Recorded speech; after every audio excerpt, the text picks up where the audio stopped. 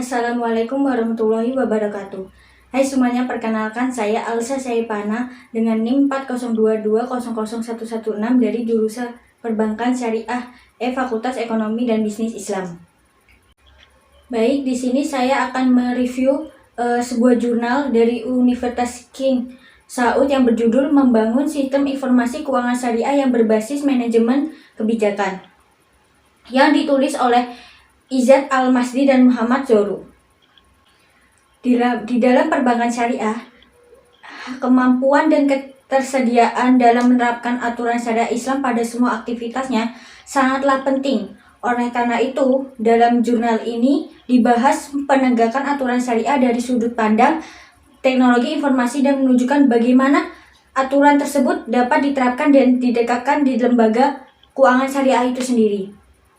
Di sini kita akan membahas XACML yang diperluas untuk mempertimbangkan aturan syariah atau menegakkan aturan syariah di sektor perbankan dan mengevaluasi sistem keuangan di mana hukum syariah Islam akan digunakan sebagai sistem dari keuangan ini.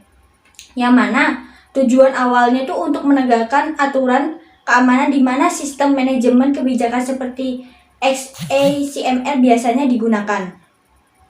Adapun XACML adalah bahasa standar berbasis XML yang dikembangkan untuk menggantikan bahasa kebijakan kontrol akses khusus aplikasi dan kepemilikan. Itu menurut IU DKK. Ini juga dianggap sebagai pembuatan kebijakan keamanan dan aplikasi manajemen. Sejumlah bank besar di wilayah Islam mencoba untuk menarik pelanggan mereka dengan memastikan aturan moneter dalam hukum Islam atau syariah. Namun, tantangan utama bagi bank-bank tersebut adalah bagaimana mengadopsi atau menerapkan aturan tersebut dalam transaksi sehari-hari. Pasalnya, saat ini sebagian besar aturan tersebut dinilai kasus per kasus dan berdasarkan pendapat dari dewa ahli agama yang biasanya ditugaskan oleh bank itu sendiri. Dalam jurnal ini, peneliti itu mencoba membuat percobaan yang menunjukkan bagaimana sih sistem otorisasi keamanan XACML dan manajemen kebijakan dapat digunakan untuk menerapkan dan menegakkan kebijakan keuangan yang terkait dengan pedoman syariah Islam itu sendiri. Baik, di dalam jurnal ini memiliki kelebihan dan kekurangan.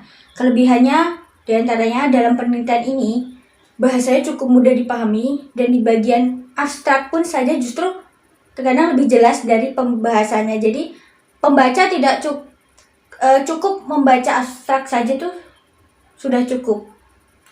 Kekurangan dari jurnal ini menurut saya sistematika penulisannya kurang jelas, seperti bagian gambar yang tidak tersusun rapi dan tidak sesuai dengan pembahasan yang terkait gambar tersebut, sehingga tersebut tuh sulit dipahami oleh pembaca. Dan di dalam jurnal ini sedikit kurang mencantumkan teori yang lebih jelas terkait apa yang mendukung dengan penelitian ini. Jadi pembaca tuh terkadang kurang memahami karena tidak ada gambaran terhadap apa yang dijelaskan. Sekian review jurnal dari saya, kurang lebihnya mohon maaf. Wassalamualaikum warahmatullahi wabarakatuh.